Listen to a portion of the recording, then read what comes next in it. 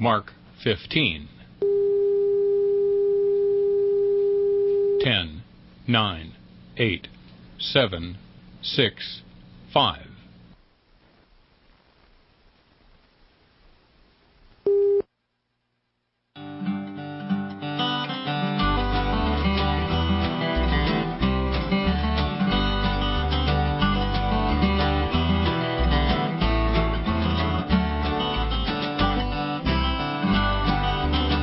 This is RFD Today, a daily look at the key topics impacting rural Illinois. If you live in Illinois, we examine the issues impacting you, your income, and your community. Here's your host for today's program, Bill Oshanke. Good Tuesday to you, Illinois. Thanks for joining us for this adventure in broadcasting on the 14th of May. And, boy, sunshine, warmer weather, could it be? Can we keep this for a few days? I know in northern Illinois there's still several days of 20-30% rain chances, but there usually are this time of year. If we can avoid those monkey wrenches, we might see things shift quite a bit in the coming days. Let's hope so, at least. One of the big news items today coming from Twitter and from the account at Real Donald Trump, the president's account, who tweeted today, this was about 6:30 our time, and is a quote, I'm reading this directly. Our great patriot farmers will be one of the biggest beneficiaries of what is happening now. Hopefully China will do us the honor of continuing to buy our great farm product, the best. But if not, your country will be making up the difference based on a very high China buy. This money will come from the massive tariffs being paid to the United States for allowing China and others to do business with us. The farmers have been forgotten for many years. Their time is now.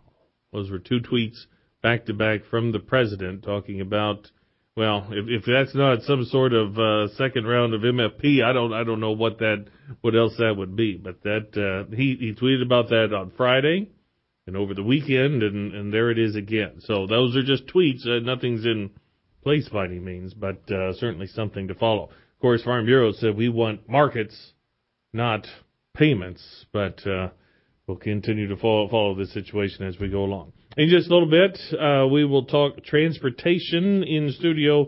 Steve Kupsch is Director of Transportation Operations at Grow Market. We'll talk about, especially with a delayed planting season, what all that has been like. And our own Rita Frazier has been in D.C. this week, Washington Watch for the National Association of Farm Broadcasting.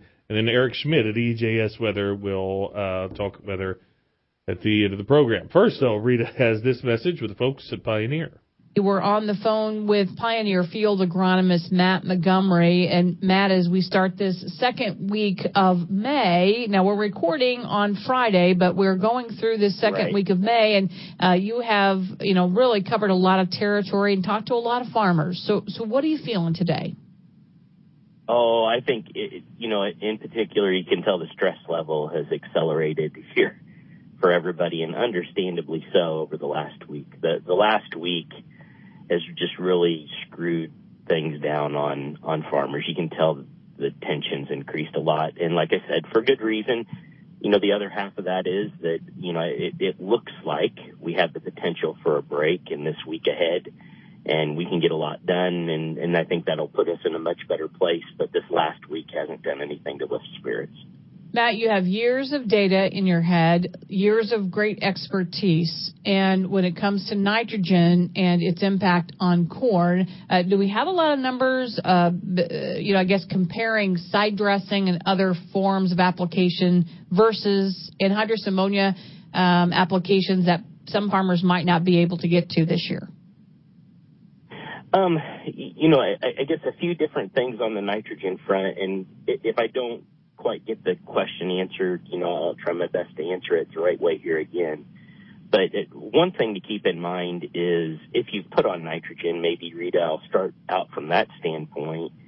We've been pretty cold, we've been pretty wet, and you have to have a little bit of oxygen and heat to get the initial process started on nitrogen loss.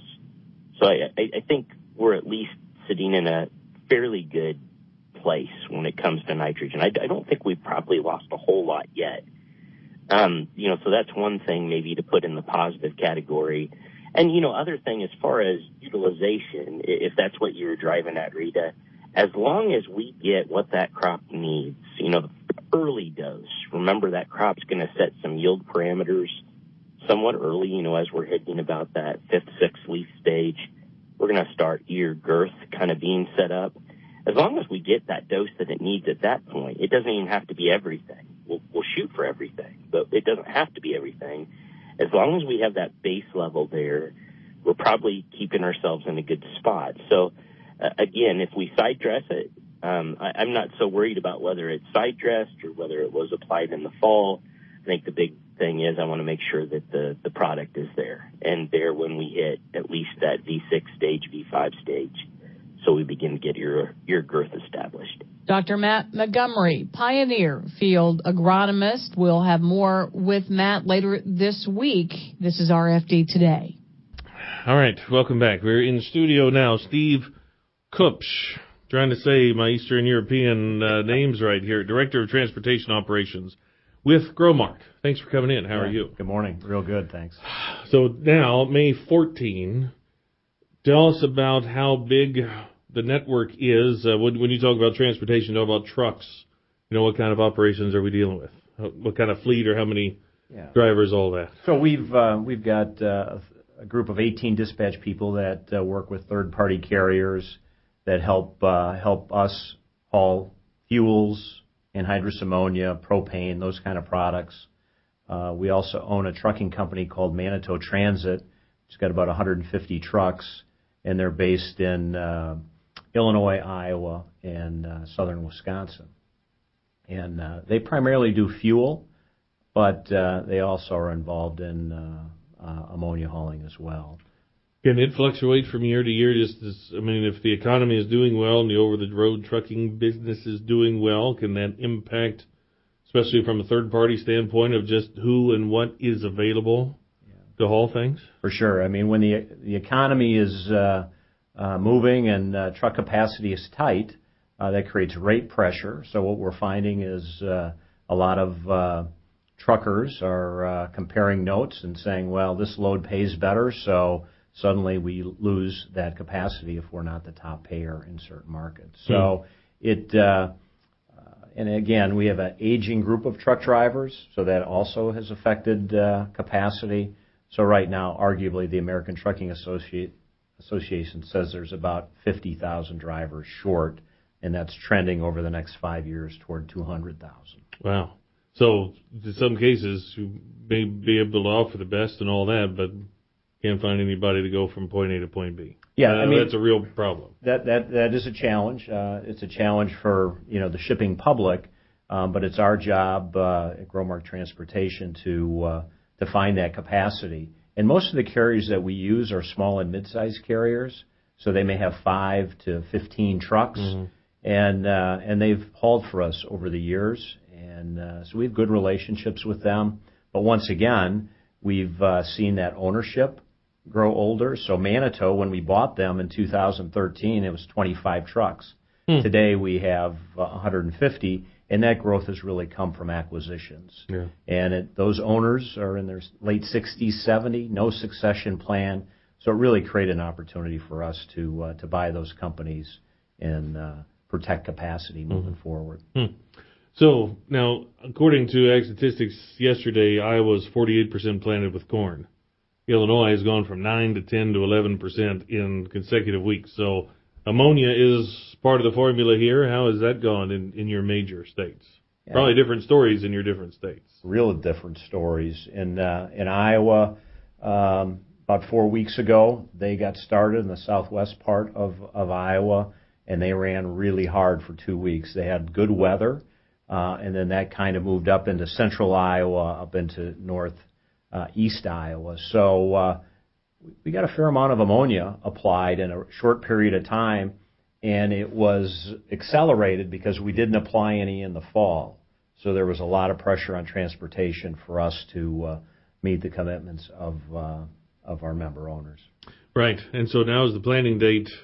It's sunny for 2 days in a row. We're all getting excited, but there's still so many wet spots in so many fields. Who knows how long it could take?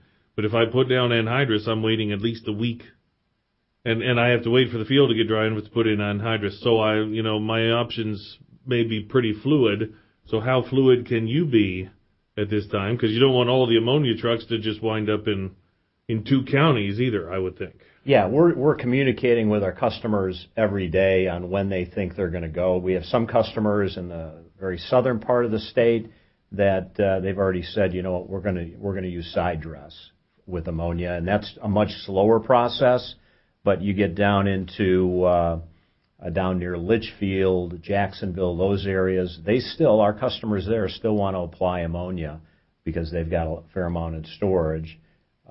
So we anticipate some of that to start tomorrow, and it's going to go real hard, probably through the weekend. There's a little bit of rain forecasted for Thursday, but we're hopeful that misses us and we can keep her moving.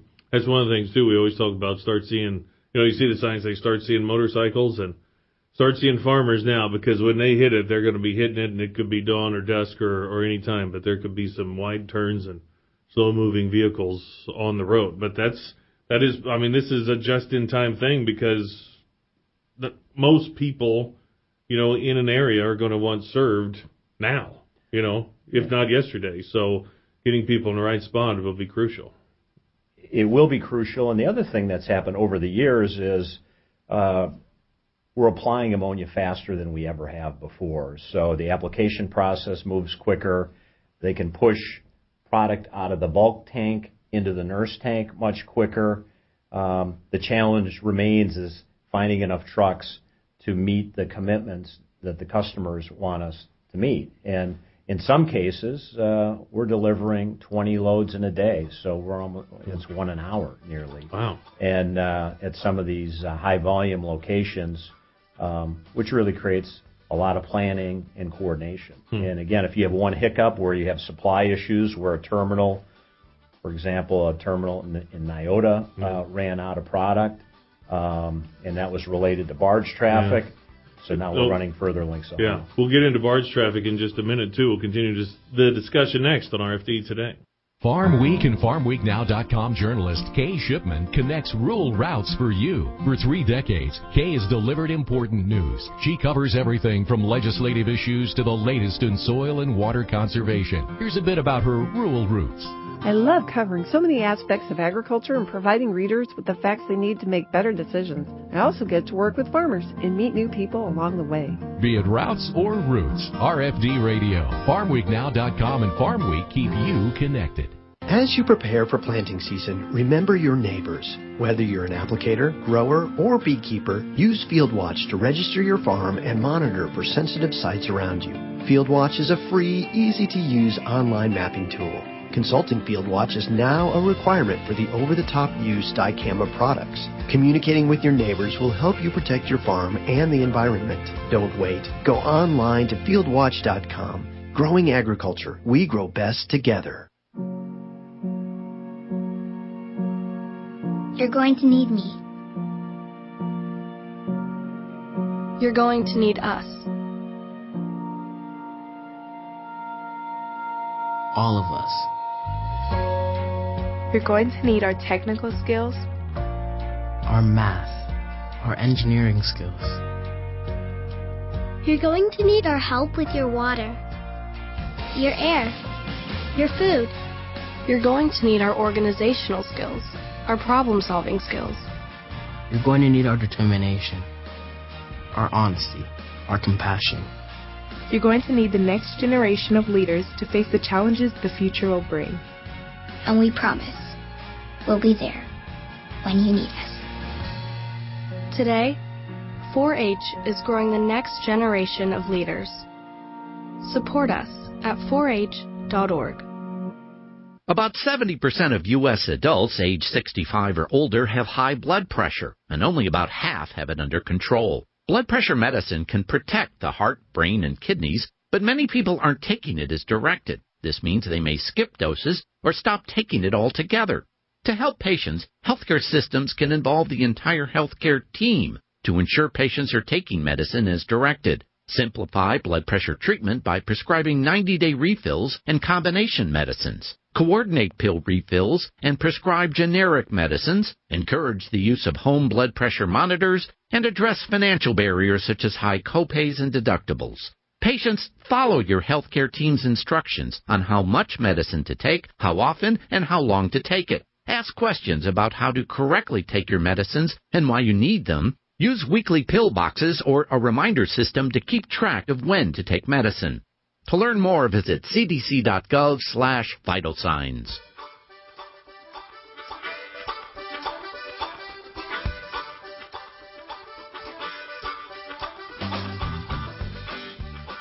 All right, welcome back to RFD Today on a Tuesday. I'm DeLawes Yankee. Steve Kupsch is in, Growmark Transportation Operations Director. So a couple of things here, talking about the volume of product you're able to move now on a regular basis, and also the trucks that have to go here and there. There's a lot of safety components that are associated with that. That's our number one priority, and we spend a lot of time regionally with our drivers, our third-party carriers, Manitou Transit, training them, and we do it every year. And the federal requirement on hazardous material is every 3 years. We do it every year, and really every season to remind these guys how sensitive doing the job right, wearing your PPE equipment, and just being aware of what's going on. Because as you know, you get some of this ammonia on you, it's going to leave a mark. Oof. Yeah, it's going to leave quite a mark. And then the other thing, like you were talking about barge traffic. So if we can't use the river like we would like to use the river, then I assume that puts more pressure on trucks and also more cost of moving this thing from place to place. It changes the length of haul. So, when we were planning on short lengths of haul to move some of dry fertilizer and even ammonia, when locations run out, now we're running further lengths of haul, which requires more trucks. So when you're delivering 20 loads in a day, and now you have to run 50 more miles per load, it creates a lot of pressure on truck transportation. Wow, 50 miles per load? Yes. That's 1,000 miles. Yeah. That's in one day. Right. Wow. Right. Yeah, and we're I think our peak day was right around 800 loads this past spring. So that's a big number and takes a lot of coordination to get that done. So do you have a big scanner or a big map where you can keep track, especially if we're going to move all this ammonia in the next couple of days? How do you just make sure everybody's properly accounted for? Yeah, it's some of our carriers have GPS or electronic logging devices in their trucks, so that helps us with visibility, but that's something that we're not there yet. And so that's in the next year is something that we've got to do a better job, because we use all these small and mid-sized carriers. Many of these guys can't afford or don't have the technology in their trucks, so it's incumbent upon us to maybe help them get there with some of that technology, so it provides us more information. Because right now, oftentimes, it's really a phone call to find out where that load is. We do have GPS on all our bottles, our pressure vessels, so we know where the bottle is, but that's a little bit of a manual process. Do you have different speed limits? Like if you're pulling a tank, for example, 25 miles an hour, that sort of thing, but do trucks necessarily have different requirements regarding, what they're carrying or anything? No. So if we're hauling ammonia, it's whatever the state laws are is what our drivers have to follow. So it's a little different than nurse tank hauling. Gotcha. Well, it's interesting then that Iowa is almost halfway. I mean, it's almost at least for the retailer, that's been a good thing that you've had.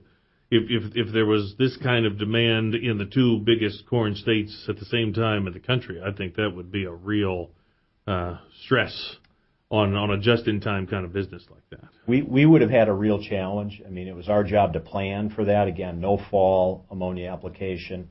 We were anticipating a huge spring.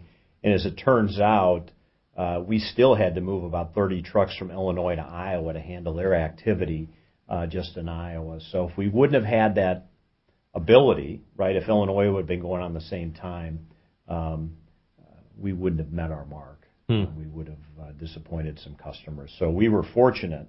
But this is such an unusual situation where you have absolutely no fall and then all the pressure on the spring. So. Right. Yeah, it's one thing to have pressure on the spring, but even more so because of such a wet fall. So it's a different animal this year. Yeah, everybody was eager to get going. And I know the Illinois farmers are still waiting, but we're hopeful at the end of this week we'll get after it. In the most part, though, for the most part, are your truck drivers, are they what you call a short route? You know, where you can sleep in your bin on a regular basis? Yeah, I would tell you most of our drivers are home every day for most products. I will tell you during ammonia season, most of those drivers have sleeper units, and they're sleeping in the truck. So they could be working 15, 18, 20 hours a day just because of the activities and pressures going on in order to get the product delivered. So it's a little bit different depending on product. Yeah. But I would tell you most of our drivers at Manitou Transit are home every day in their bed. So to me, then, if you need more drivers, I mean, if it's hard enough just to find short route guys, right, that shows you how difficult it is in the industry. And I'm sure the bidding is always going on. I mean, there's always a better price out there somewhere, you know, if you're willing to drive that route. Yeah, I mean, oftentimes it can be a freight auction, right? And there were rumors that there were some people paying up for ammonia, I'm going to pay $1,000 a day no matter if you're hauling or not. And again, I don't have any confirmation of that. But again, when you get the guy who wins the game is the guy who's got the trucks when it comes to ammonia delivery. And that's real important to Growmark. We have over 300 bottles. Those bottles are $150,000 each. So we have to have a truck pulling those bottles every day. Wow, very good. Interesting stuff. Thank you so much. We appreciate it. Thanks for having me. Steve Kupch is with Growmark, and he is Director of Transportation Operations for the cooperative. A lot to keep track of all year, and especially this time of the year.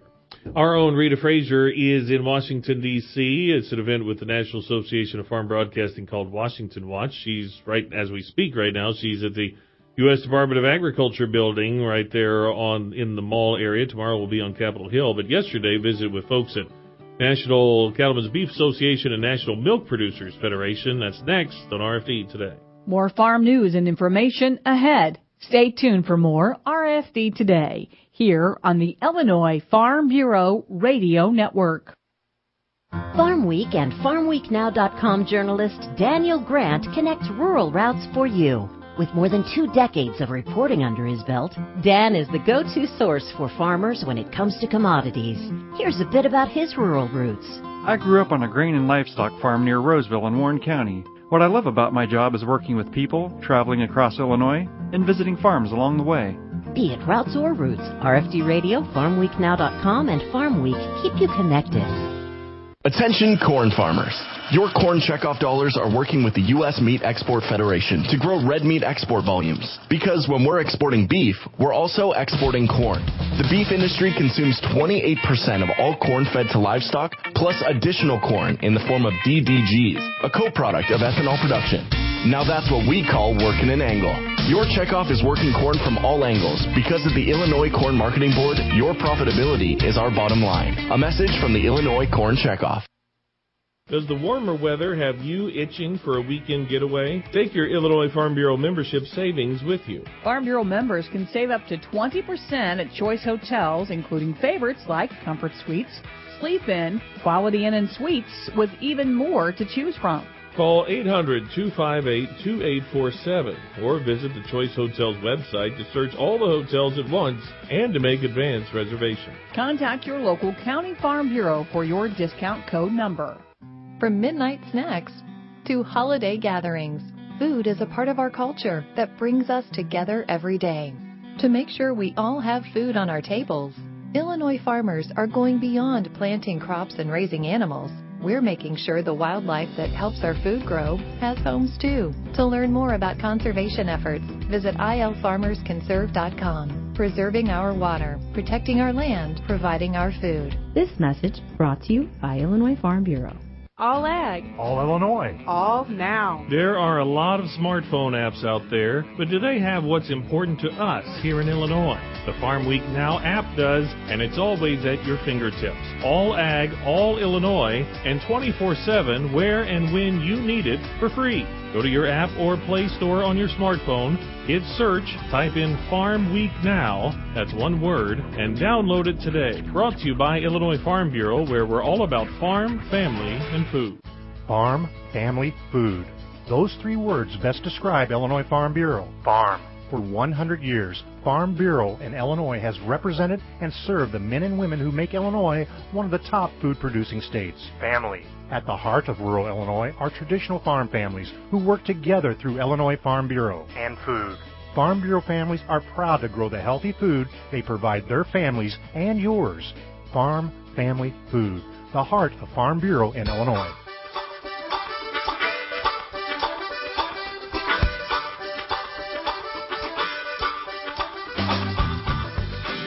Frazier with the RFD Radio Network with this report. We're at Washington Watch 2019 with the nation's farm broadcasters. Today we're talking to the staff at National Cattlemen's Beef Association. Kent Bacchus is Senior Director, International Trade and Market Access. Kent, top three, at least, issues for you. Trade for sure. But talk about the focus of National Cattlemen's. The main focus for us when it comes to trade is trying to open markets so we can maximize our carcass values and ultimately maximize cattle prices.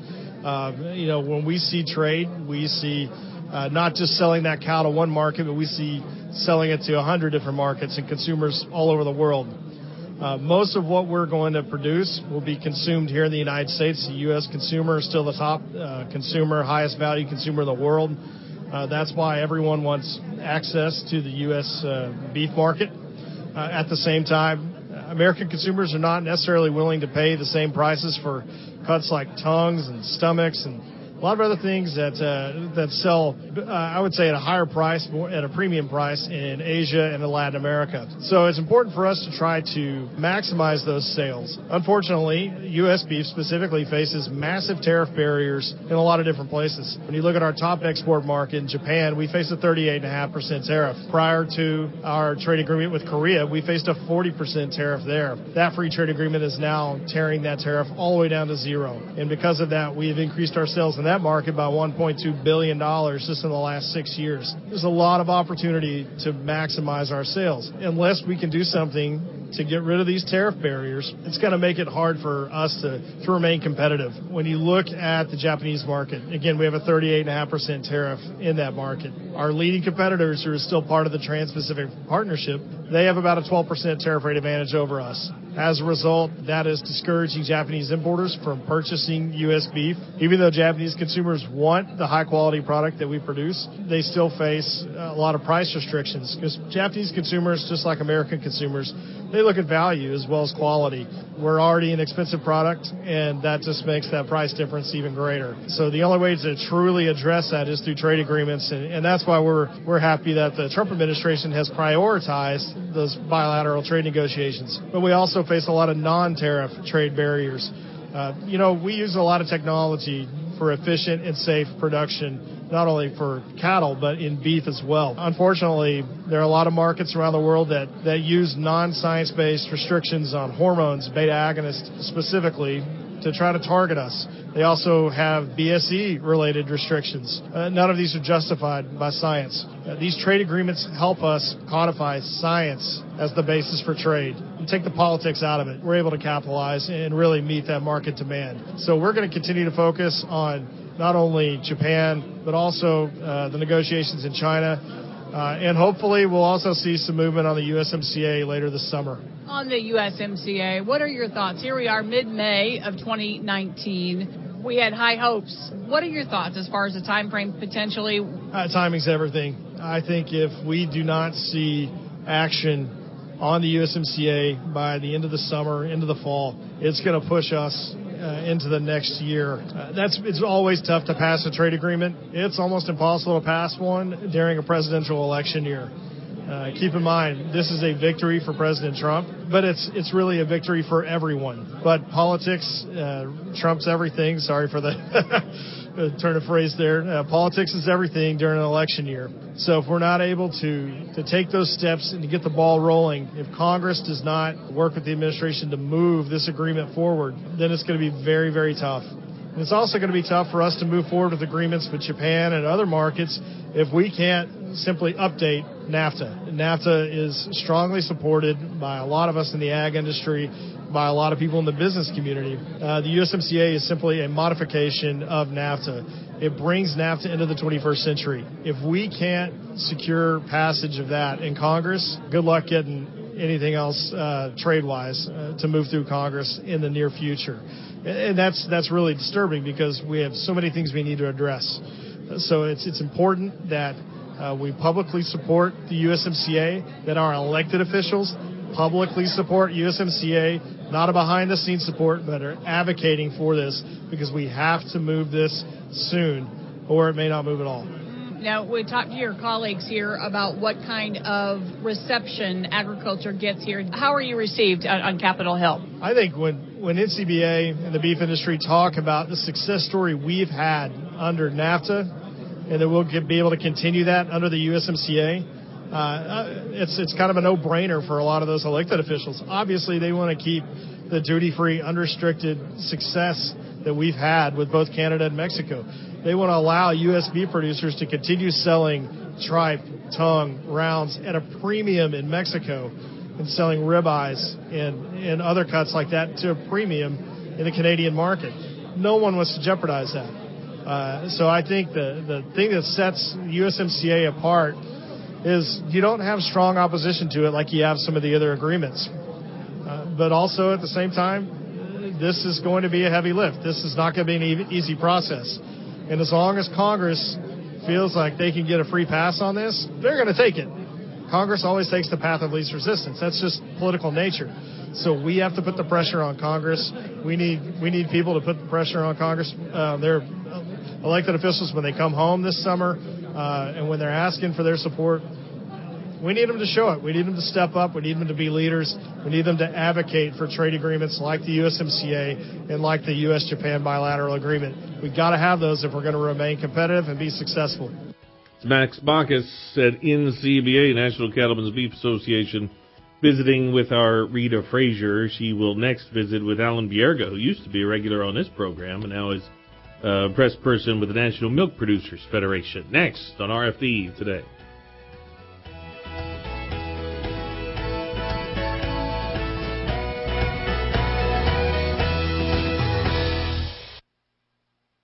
RFD Radio Network's DeLoss Yankee connects rural routes for you. DeLoss delivers essential farm and food-related news to our listeners. His witty voice has been heard on the air for more than 2 decades. Here's a bit about his rural roots. Growing up on a farm prepared me for my career. I try to know a little about a lot of things and let the people I interview be the experts. I've always wanted to be on the radio. I'm just happy to do what I enjoy. Be it routes or roots, RFD Radio, FarmWeekNow.com, and Farm Week keep you connected. Warmer weather means a longer honey-do list. Your County Farm Bureau can help you stay on top of your project list and save you money along the way. A Farm Bureau membership offer includes discounts on equipment and supplies from Grainger, plus free shipping on all standard Grainger products. Browse thousands of items from landscaping equipment to power tools. Anything you need to get the job done, Grainger has it. Not a Farm Bureau member? Call us at 309-557-2689. Or visit Illinois Farm Bureau online and join today. Let's check the markets on the RFD Radio Network. I'm DeLoss Yankee. Well, we keep moving higher here today. We're up 4 yesterday for corn. We're up 12 now on December corn. Nearby July up 13.5 at 370. September up 12 3/4, 378.5. December up 12, 388.5 is a half a cent off the high. And July soybeans are up 24.5 cents, 8.27. August up 24.5, 8.33.5. November up 24.5, 8.52. Soybean meal for July up $6.30, 293.60. July wheat up 9 3/4, 446 3/4. June hogs up 312, 89.80, and June cattle up 80 cents, 110.55. DeLoss Yankee, RFD Radio Network.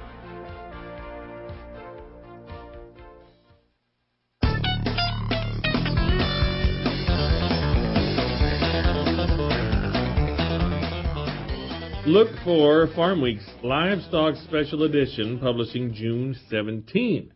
This year's edition will feature the latest developments in livestock as well as providing an outlook for market prices and meat consumption.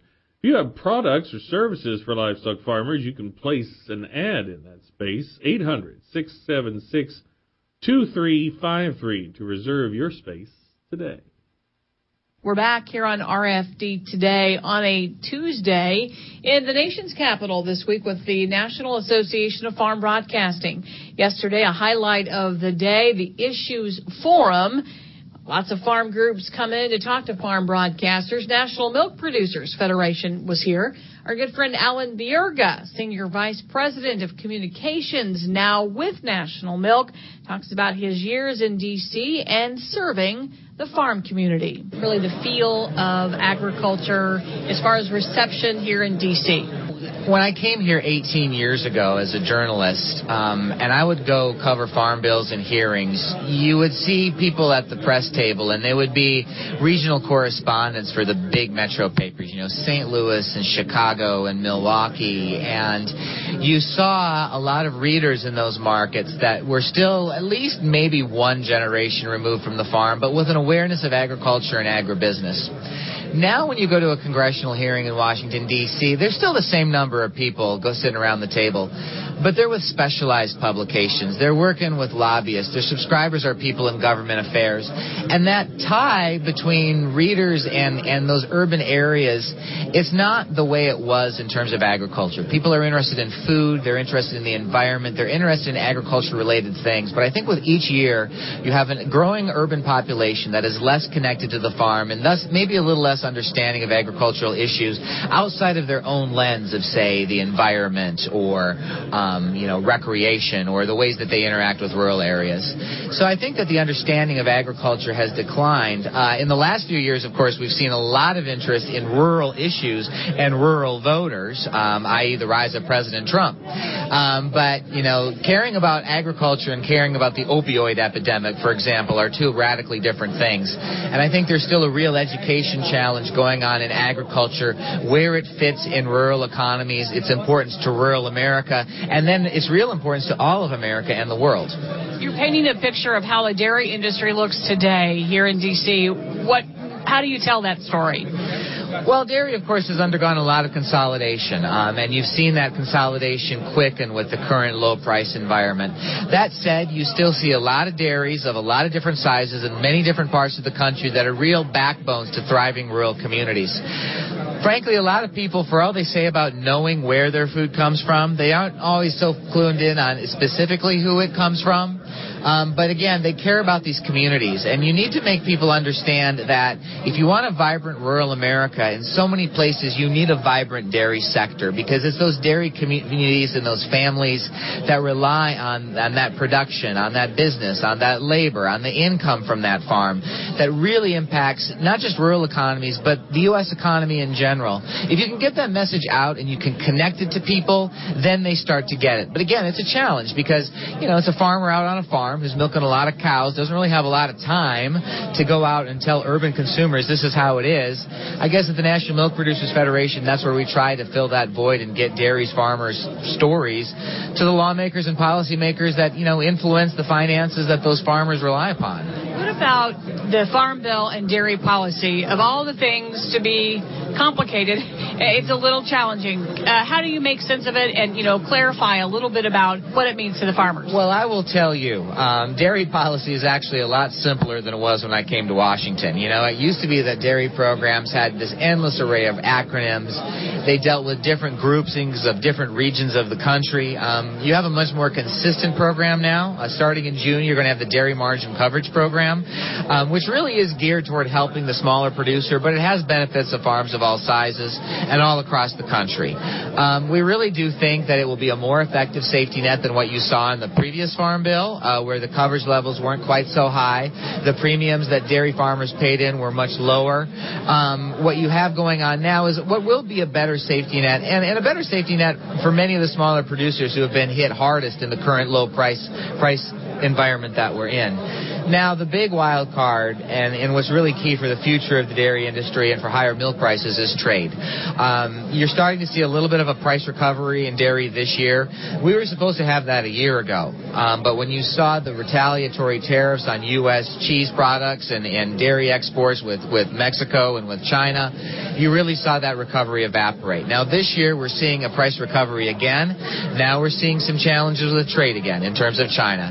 Understanding President Trump is talking talking about, payments, buying commodities and such, you start going down that road, you're going to have some real problems with long-term viability of a sector. What we really want is a solid trade environment with certainty so that U.S. producers can go out and compete on world markets where they can do very well. Right now, we have a solid safety net, but when you have a solid safety net, now you have to work on the market, and the market still has challenges. You have done some partnerships, alliances with folks like the Dairy Export Council, with Tom Vilsack, former Secretary of Ag, in that CEO position. That's really helped the industry, right? Well, Secretary Vilsack is definitely a name that gets people's attention. I mean, when you're trying to open doors to overseas markets, Tom Vilsack can get in the office of pretty much any policymaker in the world. Be quite honest with you, there are a lot of different commodity groups in Washington, D.C. There are a lot of different agricultural efforts underway. Dairy is competing not just with other dairy producers, but with other U.S. commodities as well to get attention in the marketplace.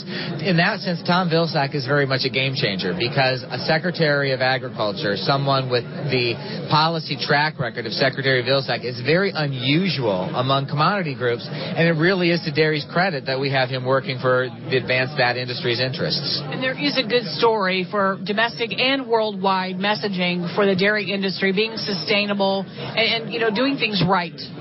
Well, and that's a story that just can't be told enough. The dairy industry, of course, is part of animal agriculture, will often get mischaracterized as part of the problem on climate and sustainability. You take a look at a lot of the progressive initiatives within this industry. You take a look at the way that plants are organized. You take a look at methane digesters and ways that carbon is effectively harnessed so that it does not have environmental damage. Dairy has a really good story to tell. It also has a really great story to tell on the global nutrition standpoint. In the United States, there's a lot of concern about nutritional content of various food products. Overseas, nutrient-dense dairy products are key towards avoiding childhood malnutrition, towards providing income for smallholder farmers around the world. And dairy, specifically through the cooperative movement, has been very good at helping smaller farmers worldwide create dairy products and create markets that really lift people out of poverty. I mean, I'm very proud to tell that part of dairy's story. It makes it a real honor to be part of this sector. And it's really something that people need to know about, once again, to understand the importance of this rural commodity sector, not just to the importance of U.S. agriculture, but to global agriculture as well. Alan Bierga, National Milk Producers Federation. Alan tells me that he'll be in Illinois in June. We'll catch up with Alan as he'll be attending a roundtable for the dairy industry there in Chicago next month. You're listening to RFD Today. I'm Rita Frazier. Thank you, Rita. Alan, we used to visit with him when he wrote All Things Rural for Bloomberg back in the day. And saw a picture of Rita involved in conversations with Greg Dowd, one of the top ag negotiators for U.S. Department of Agriculture. So hopefully we will hear from her, maybe even tomorrow, with some audio from Greg, which would be quite timely based on experiences with China negotiations. But in just a couple of minutes, we'll talk weather next on RFD Today.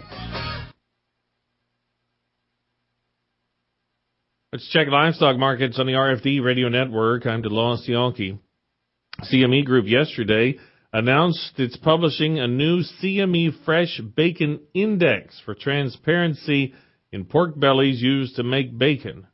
CME Group says prices for pork bellies are the most volatile of the pork primal cuts, with volatility peaking at more than 40% in 2018. A weekly price to track supply and demand dynamics of bacon transacted on the cash market, according to the website at cmegroup.com. Meanwhile, on the CME, live cattle futures have lost more than $12 in the last 3 weeks, so losing almost $8 back in late April, although they did have a higher opening today.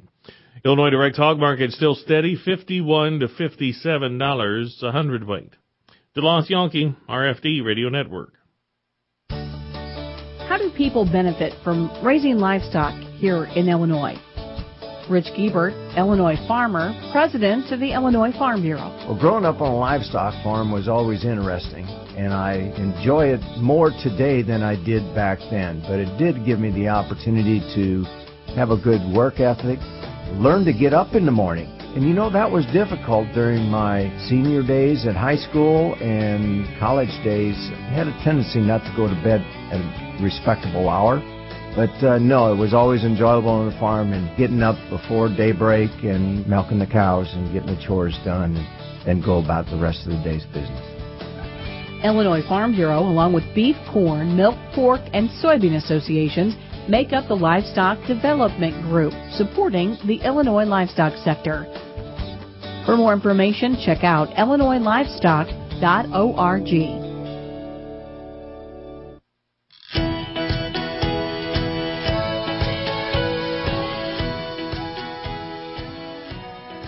Welcome back to RFD Today on a Tuesday. I'm DeLoss Yankee. We talk weather on Tuesdays, and today we'll talk with Eric Schmidt at EJS Weather down in Jasper County. Eric, how are you, sir? Okay, and yourself? Well, we have sunshine for 2 consecutive days, so we don't know what to do with ourselves. What about down in your part of the state? Yep, it's a nice day here today. So looks like we may have another dry day tomorrow. And then it may begin to change. Oh, really? Well, I was looking at some of the northern Illinois, and some 20 and 30% chances the next few days, but nothing huge, it doesn't look like. But hopefully we can miss a couple of those. But are you saying that there's more on the way then?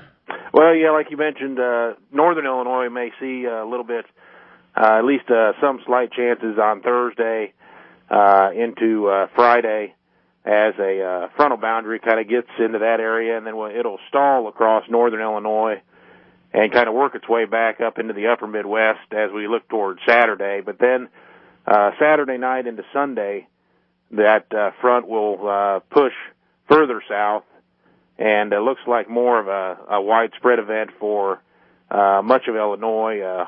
Doesn't look like super heavy rainfall, but certainly some showers and storms scattered about most of the state as we head into late Saturday night into Sunday at this point. And then maybe another system again Monday night into Tuesday. So we've got a couple more rounds, it looks like, coming in the days to come.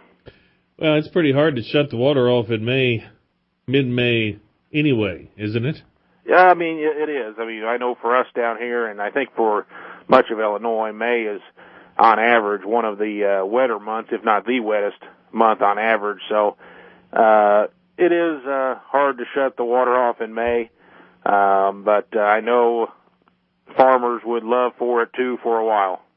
We, at least in several parts of the state, though, we have opportunities with several 80-degree temperatures. Do you think you might hit 90 somewhere down south, say by Thursday or Friday? Well, the best spot for that, if it were to occur, looks like Friday into Saturday. Always the hot spot is closer toward the St. Louis area. Can always tend to creep toward the 90-degree mark, but certainly most of the state will see 80s. The only exception will probably be across more toward northern Illinois. May hang a little cooler, especially on Friday into Friday for sure, as the winds will actually be coming off Lake Michigan. So like the Chicago area and parts of northern Illinois will actually be in the 60s, when some of us further south are into the low to mid 80s. So, but that's not uncommon for this time of year either, with especially with the fronts draped across the region. Winds will be blowing in at Wrigley then. They will that day. Yes, they will. Certainly will. So I would say, though, if you had a quarter-inch of rain and you had 82 degrees, we can deal with that a lot better than we can when it's 52. I mean, we were setting records over the weekend, the kind of records that you don't want, like the lowest high temperatures. We saw quite a few of those just a couple of days ago. Yeah, and certainly that's not great for getting rid of the wet soils that are around. So we don't see much more of that. Actually, going through the rest of May, it looks pretty average to likely to be slightly above average on the temperatures. So we don't see many cool days ahead. More of your typical second half of May type temperatures. At times, you'll start feeling the humidity a little more, which is common in May. And we'll also have to watch when these systems come through for any type of severe weather. There's nothing, no specific thing on the severe weather outlook at this point, but that certainly becomes a factor as we work our way into May as well. Does the warmer temperatures, or does any kind of change like that, does that increase any kind of severe opportunities or concerns? Certainly it will, because you'll tend to get higher dew points in the area, more moisture in the area. May is, especially the second half of May, is when we start seeing the 60-degree dew points creep this far north, and certainly that can add to the severe potential once we get stronger fronts to come through the area. Makes it more unstable when it's a little warmer. So certainly that will add to it. What about things like 6 to 10, 8 to 14? I mean, that's getting us to Memorial Day at that point. Hopefully we can have some sort of window in here where we can get quite a bit of field work done. Well, the key thing there, looking at the last 2 weeks of May, the latest long-range models show a strong upper-level ridge building across like the deep south and the Gulf Coast area. And part of that does try to work its way northward. Unfortunately, what that's going to do, at least right now, it looks like it is going to help to stall frontal boundaries across Illinois and the Midwest, kind of have them go north and south and back north again, that type of pattern. If that holds true, unfortunately, that would keep the pattern pretty active across this area with periodic showers and storms. We'll have to see if the upper ridge that is forecasted to build in the deep south, if it can build farther northward into this area, that would actually provide some drier weather. For instance, the Gulf Coast states, looking in the last 2 weeks of May right now, some of the long-range models, they show no rain for the last 2 weeks of May down in that part of the country. So, because of the upper-level ridge that would be in place. So, we'll have to watch to see how that develops here in the next few days into the next week. All right. Thanks, Eric. Good to chat with you. We'll talk to you soon. Okay. Have a good day. Eric Schmidt at EJS Weather. Tomorrow, more from Rita in D.C., Jim Bauer at